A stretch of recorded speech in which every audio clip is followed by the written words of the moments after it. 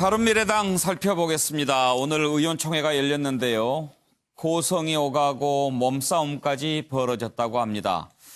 결별 수순을 밟고 있는 게 아니냐 하는 관측이 나오는데 오늘 비공개로 의원총회가 열렸는데 먼저 의원총회 내용부터 한번 보실까요?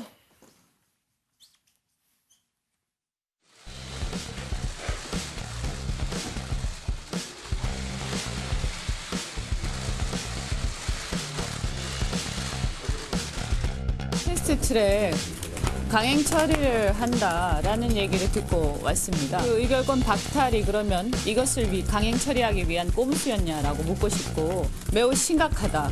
어떤 일이 있어도 이것을 막아야 한다는 생각에서 비록 의결권이 없지만 참석을 했습니다.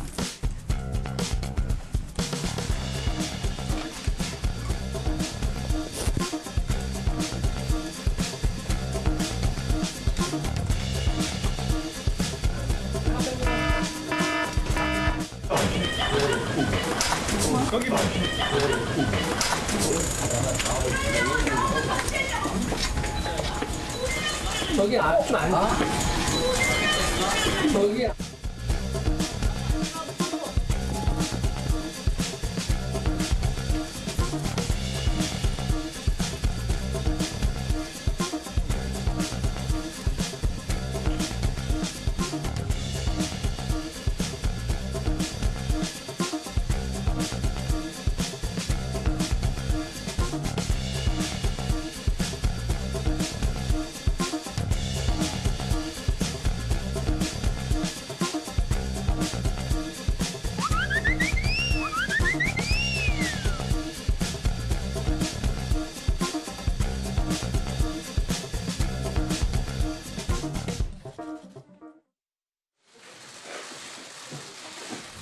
여러 의견들을 종합했는데 오늘 비공개로 하기로 했으니까 원래는 아예 처음부터 비공개하기로 했었는데 또 이렇게 언론인들이 뭐 전체 의원님들 계신 거 사진 꼭 찍겠다고 이렇게 요청을 하셔서 이렇게 한 겁니다. 그러니까 이번에 언론에 대한 내용에 대해서 공개적으로 질의하고 싶은 거에 대해서 질의를 하고 그런 내용을 시작하면 좋겠어요. 아니 어차피 그럼 민주적으로 진행을 좀 네 민주적으로 하겠습니다. 예. 뜻을 좀 받아주면 좋겠습니다. 예. 지도부 의견에 따른 시작으로 예. 최종 합의가 됐다는 것은 양당의 원내대표가 서명한 그 구체적인 안이 있어야 되는 거지. 말로 한 사람은 합의됐다 그러고 한 사람은 합의한 적이 없다 그러고 이런 상태에서 바른미래당이 바보같이 이런 요청을 하고 있다는 건 이거는 저는 문제가 있다고 생각합니다. 오늘 뭐 결론 없어요. 오늘 상황 한 말씀만 해주시면.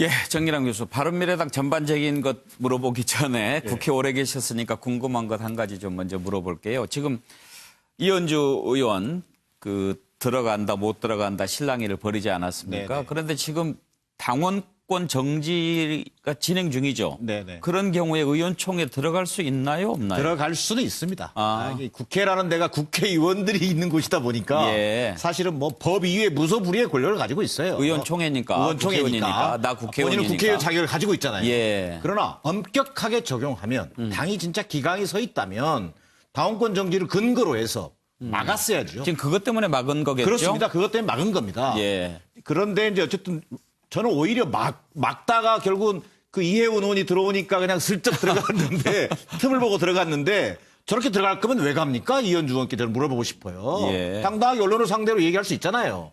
근데 굳이 들어가서 또 언론에 또 스포트라이트를 또 한번 받기를 바랐던 것 같고 예. 좀 뭐 진짜 말 그대로 한 지붕 두 가족 예. 어제 오늘 일이 아닙니다만 이미 바른미래당 공중분해의 길을 걷고 있다. 자, 근데 저는 여기서 꼭 하나 해주고 싶은 얘기는 손학규 대표께 좀 제안 아닌 제안을 드리고 싶어요. 예. 더 이상 머뭇거리지 말고 결단할 때다. 네. 자, 지금까지 이미 험한 꼴을 많이 보셨어요. 자, 선거제 개혁, 선거제 패스트트랙을 본인이 정계 개편했던 하나의 수단으로서 지금까지 많이 강조해 오셨습니다. 자, 손학규 대표를 옹립한 사람이 안철수 전 대표입니다. 그런데 최근 들어서 안철수 대표를 측근들이 손학규 대표 흔들기에 가세했습니다. 예.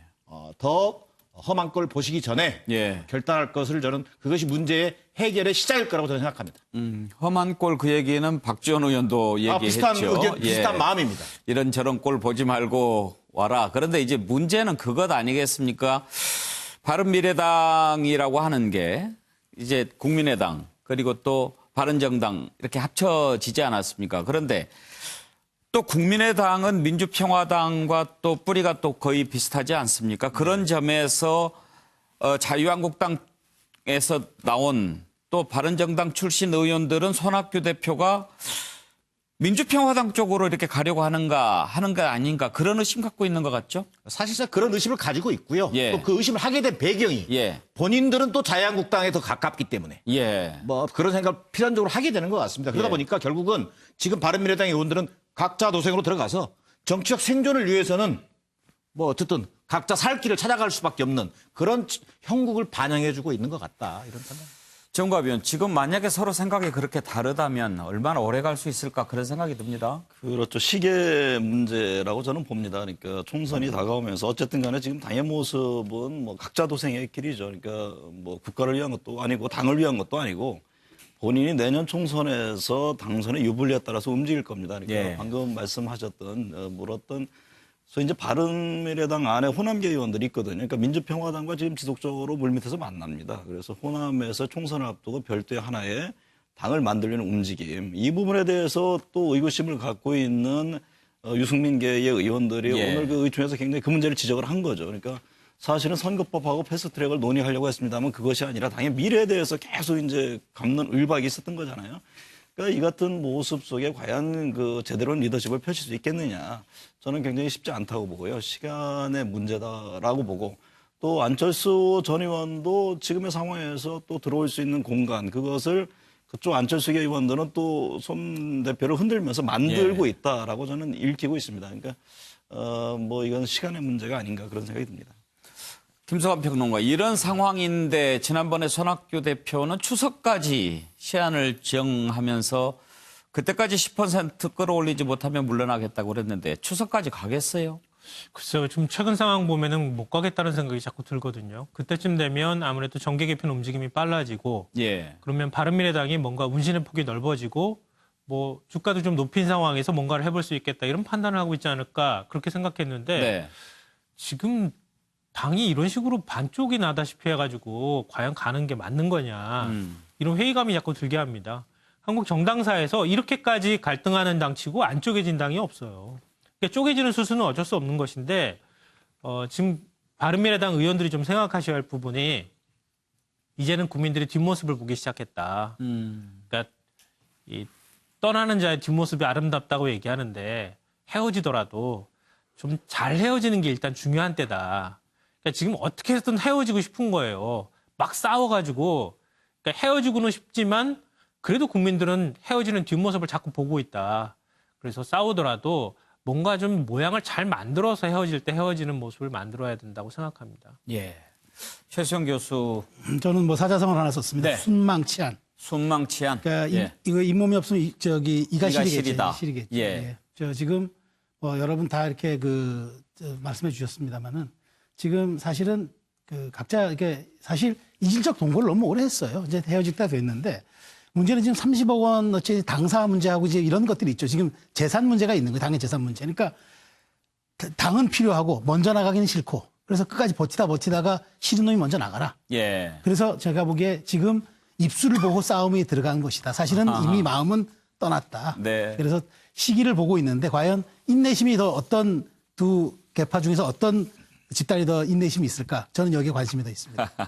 예. 김한규 변호사께서는 어떻게 전망하십니까? 예. 뭐 총선이 1년도 남지 않았으니까 이제 분당 갈라지는 거는 모든 국민이 다 알 것 같은데요. 결국 앞서 말씀하셨듯이 결국은 명분 싸움과 결국은 이 남은 재산의 청산 문제 이것만 지금 정리가 되면은 아마 당장이라도 지금 아마 다 뭐 한국당이든 민주당이든 민평당이든 다 해탈 것이지 않을까 봅니다. 예. 서정욱 변호사. 저는 이게 바른미래당은요, 태초 창당할 때부터 이게 물과 기름의 부적절한 게 결합이었다. 예. 왜냐하면 이게 개혁 보수하고 합리 진보를 내세우잖아요.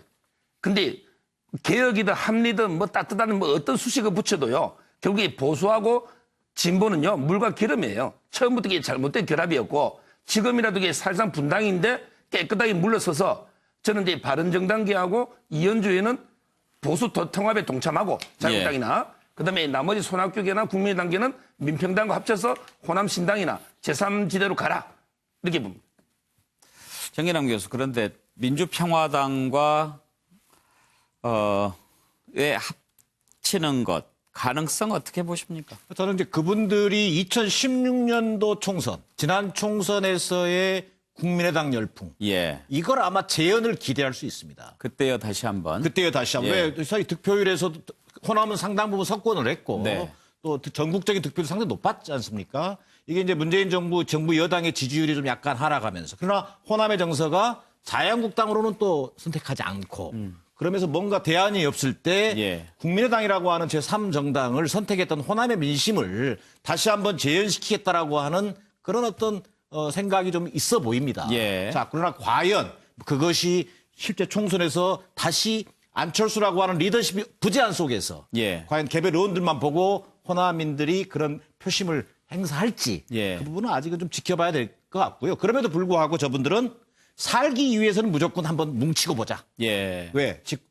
바른민주당, 집권 여당에서 여당인 바른민주당에서 어떤 콜도 없기 때문에 우리라도 뭉쳐 있어야 되는 거 아니겠느냐. 뭐 저는 그런 의식이 발동하고 있다. 이렇게 보여집니다. 혹시 정운갑 의원께서는 바른미래 호남계와 민주평화당과 합치는 것 가능성 어떻게 보십니까? 저는 시간이 가면서 점점 더 무르익을 것으로 보입니다. 가는 쪽으로? 네네, 네. 갈 것으로 봅니다. 왜냐하면은 호남 쪽의 의원들은 사실 선택의 여지가 굉장히 없습니다. 그러니까 민주당이 워낙에 지금 거세기 때문에 그 뒤에 뭉쳐져 어떤 움직임을 펴지 않으면은 사실은 지금 바른미래당의 깃발 가지고는 굉장히 어렵다라는 것을 그렇게 인정들을 하고 있는 상황으로 이해가 됩니다. 예.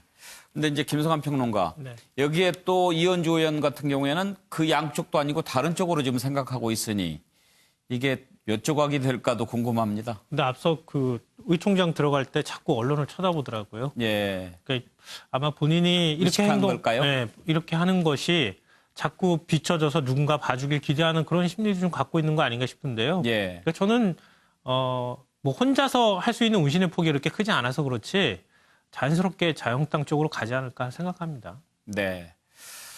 예, 오늘 아주 내용의 끝을 보여준 바른미래당 짚어봤습니다. 오늘 뉴스와이드는 여기서 마치겠습니다.